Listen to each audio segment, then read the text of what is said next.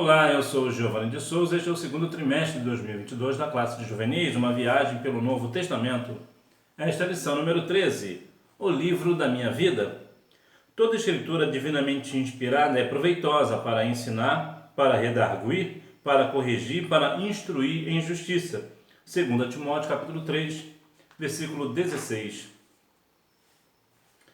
A veracidade da Bíblia. Hoje vamos estudar sobre a veracidade da Bíblia e a sua relevância não apenas como um livro de consulta, mas sobretudo como um manual de fé e prática.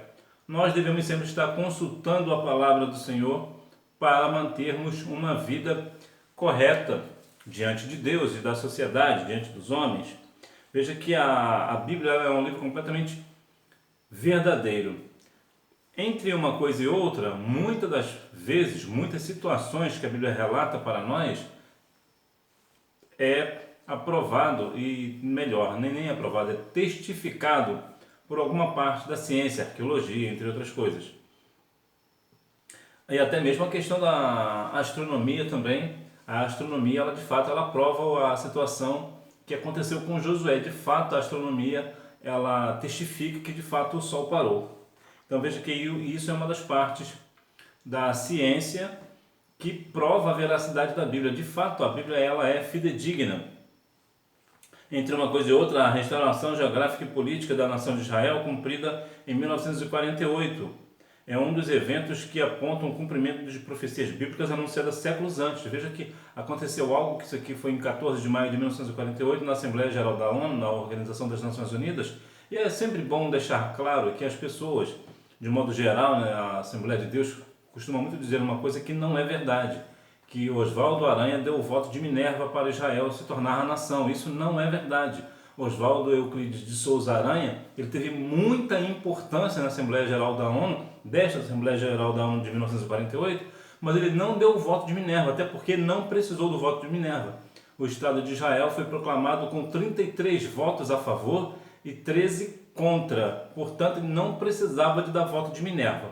Mas sim, ele foi muito importante, Euclides Aranha foi muito importante, Oswaldo Aranha, como é mais conhecido, né? Oswaldo Aranha, ele foi muito responsável por essas questões de fazer com que Israel se tornasse nação. Tanto é tão importante que em Israel existem alguns lugares com o nome de Oswaldo Aranha, né? Rua, acho que avenida, praça, e parece que tem até um museu lá com o nome do Oswaldo Aranha. De tão importante que o povo de Israel reconhece que de fato ele teve muita importância.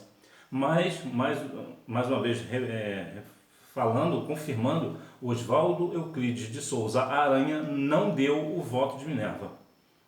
Entre os quais estão a deportação de Israel pelos assírios e a deportação de Judá pelos babilônicos. Isso foi uma outra questão que a Bíblia já havia relatado e de fato foi confirmado. E a destruição de Jerusalém, que também foi confirmado, aconteceu, Jesus testificou, falou e aconteceu depois, profetizada por Jesus, né? E cumprida no ano 70 depois de Cristo. Então isso aqui é só para dar alguns exemplos de que fato a Bíblia relata situações e de fato confirma, né? Agora, é claro que existe, por exemplo, algumas questões que a Bíblia relata, a Bíblia fala, acontecerão, como é o caso do arrebatamento, mas ninguém vai ficar aí para testificar, né? Nós vamos subir, depois já acontecerá a questão de Israel, aquela situação toda, ou seja, mais uma vez a Bíblia irá confirmar que ela é de fato verdadeira. O manual da vida. Nela temos orientação da parte do Senhor sobre o caminho a seguir, do que devemos fazer. Ela é lâmpada para os nossos pés e luz para o nosso caminho.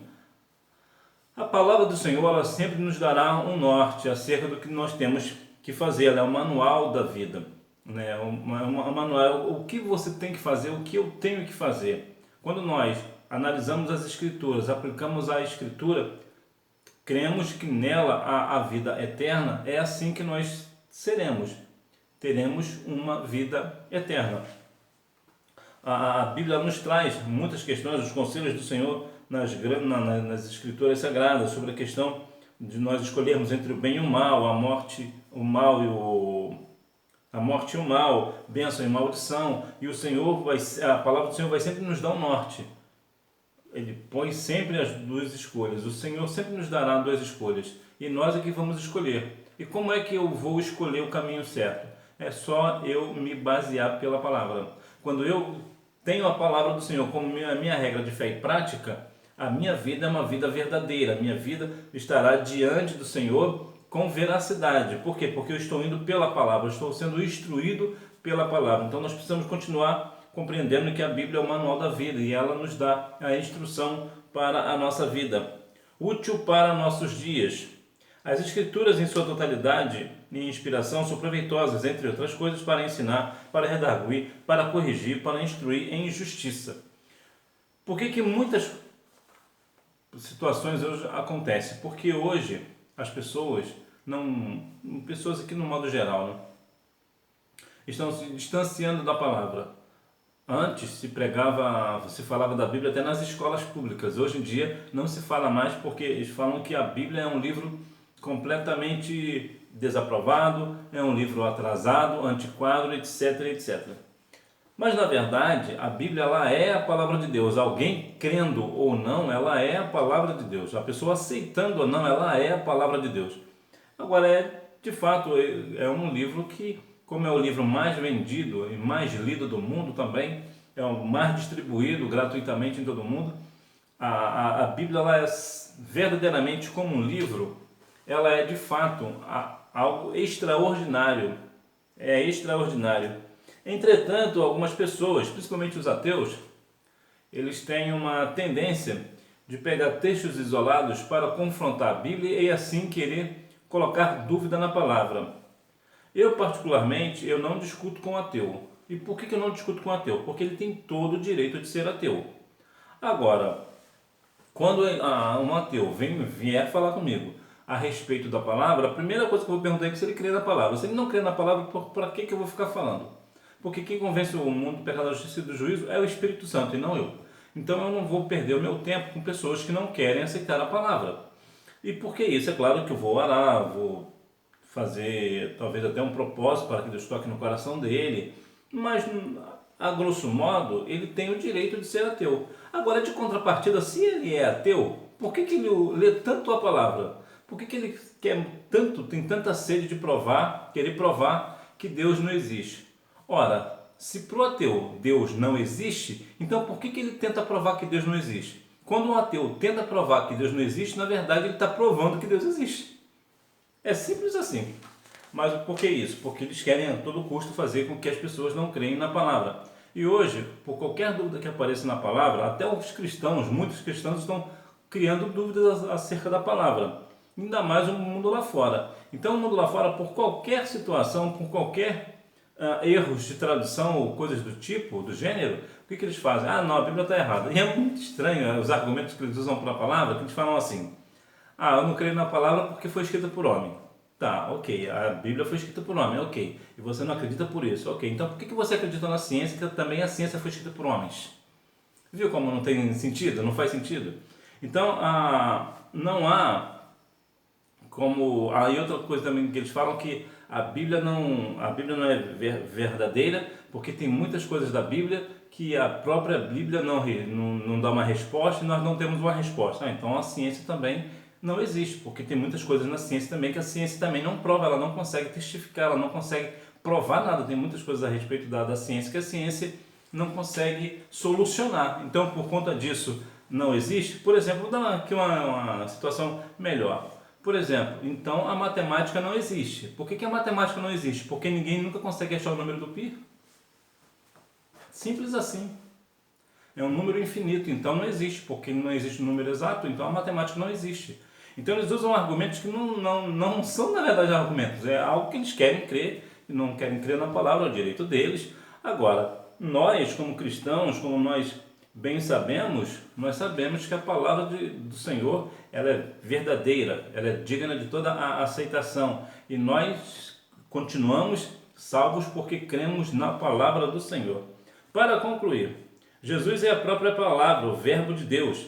Portanto, a Bíblia é bem mais que um manual de consulta para questões terrenas. Ela pode nos fazer sábios para a salvação eterna. É muito interessante a questão da Bíblia, que ela é tida como as Escrituras Sagradas. Escritura Sagrada, por que Escritura Sagrada? Eu acho muito interessante que quando, de modo geral, alguém compra um terreno esse terreno, essa propriedade, ela tem uma escritura. Ela precisa ter uma escritura para dar veracidade ao dono. Ou seja, se eu tenho uma escritura de uma propriedade, aquilo prova que aquela propriedade é minha. Podemos dizer assim que a escritura, que no caso é a Bíblia, é o nosso documento que nos vai dar propriedade no céu.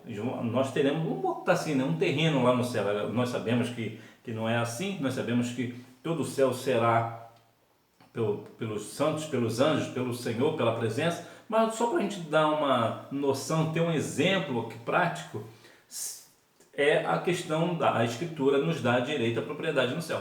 Então, o que nós vamos fazer? Continuar com esse documento no nosso coração para não pecar contra Deus, para assim guardar a palavra no nosso coração, meditar na palavra do Senhor de dia e de noite, para não pecar contra o Senhor, e assim naquele grande dia ouviremos do Senhor: vinde benditos de meu Pai, possui por herança aquilo, o reino que vos está preparado desde a fundação do mundo.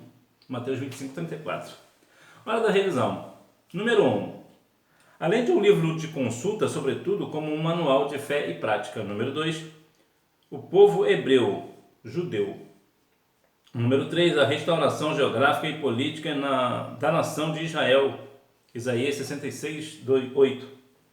Número 4. A deportação de Israel pelos assírios, a deportação de Judá pelos babilônicos e a destruição de Jerusalém predita por Jesus.